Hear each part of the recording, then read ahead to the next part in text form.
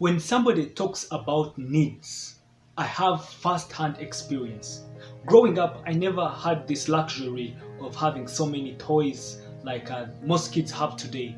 And my parents gave what was really necessary. They provided basic needs. If you want a car, you have to go out and make yourself a car out of wires. If you want guns, like a boy, you know how to love playing with guns, go out, make guns out of banana plantations or make guns out of sticks. If you needed a bicycle, go out, make your own. It taught us how to be creative and how to think outside the box. So to us, gifts were only given during the festival seasons. You know, if it's Christmas, if it's Easter, or it's New Year, that's when they bought you the basic needs. They gave you a gift of a shirt, a trouser, a suit, shoes, stockings, you know, those basic things that really children really need. Or even sometimes when maybe our relatives visited or friends visited and brought you some things, you know, that's when you would get those gifts. But I never understood the science. I never understood the psychology that was happening while giving the gifts. It's not until I came across the quote of Winston Churchill that my perspective of giving changed. Whenever we received gifts, to me, I realized that the person who was giving the gift was more excited than me who was receiving the gift. And sometimes even, I never loved the gifts they gave to me because I didn't expect, you know, those fancy gifts. So I had loved my own gifts, like the things that we made naturally out of things that are around us. I recently came a quote of Winston Churchill who said that we make a living out of what we get, but we make a life out of what we give. So there is more happiness in giving. And happiness is the inward disposition of the mind rather than the outward circumstances. And many of us normally are affected by what happens outside than what happens inside. So for you to become happy, you need to internally have accepted, internally have understood, internally have appreciated before you give out that you're willing to give. And once you have that inward truth, that means you've opened up to the beauty of your outside surrounding, to the beauty of the world that is around you. It doesn't take so much for you to give. It doesn't necessitate you to have so much for you to be able to give and feel appreciated by yourself inside. It is accepting in your disposition, in your imperfection, you are willing to release, you are willing to give, you are willing to appreciate and share that little thing that you have to somebody else. For example, if making money is happiness, then giving is your super happiness. So we need to learn how to give. Matter of fact, happiness is a choice, it's a decision that you stand and make, that today, irrespective of the imperfection, irrespective of the circumstances, irrespective of the adversities, I'm going to make somebody happy. And how do you make them happy? You make them happy by giving. But through giving, you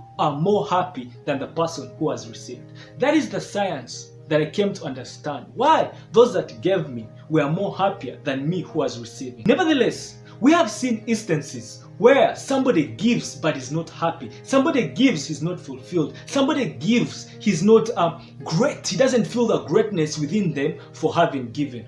How can you give so that you can feel the feeling of fulfillment, of accomplishment, of greatness within you? The first thing you need to do is to find your passion. Your passion should be the foundation of your giving. You cannot give what you do not have. So whenever you're passionate about something or passionate on doing something, then that is the same thing you need to give up. So don't go out looking for what you do not have so that you can give. Start with what you have to give to another person and make them happy. It's not how much you give, but how much love you put into giving that matters the most. The second, you need to learn how to give your time. You know, giving is either physical or emotional. Do not be overwhelmed because you don't have money. Give your time, give your presence, give your emotional support, because that's what somebody may be wanting for them to feel relieved, to feel great. Don't just give the financial support, but rather extend that appreciation, extend that effort, and go and be there physically, because your physical presence counts so much more than the financial support you may render to somebody. The third, you need to learn how to give with a cause. Why are you giving this person?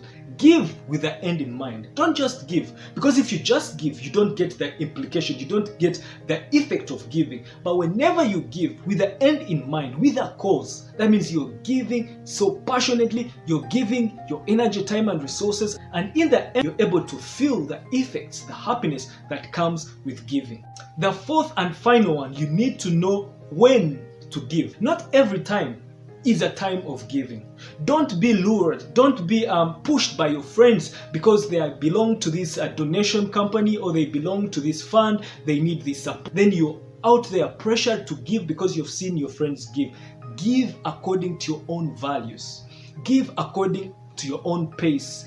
Give according to how much you can afford. Don't be influenced by other people, because once you're influenced by other people, then you won't be able to give with a good heart, that which good heart will give you the fulfillment that you desire. No one has ever become poor because of giving.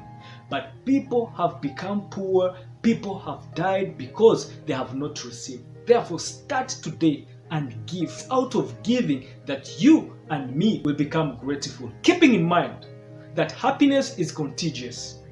Whenever you see somebody happy, automatically you become happy. Whenever you see somebody giving, automatically you want to give as well. So let us be the example for somebody to start giving today. Thank you very much, and if this episode has been a blessing to you, support our work by sharing it with a friend, with a group, so that you can teach them, so they can learn how to be happy through giving. And if you're new to our site, it's Mind Lab Africa. Feel free to send us your thoughts, insights, subscribe, share, and be part of this transformation. I'm Dr. Rwakiseta Herbert. Adios. Powered by Mind Lab. All right. You're gonna learn today. Learn today. Do not miss.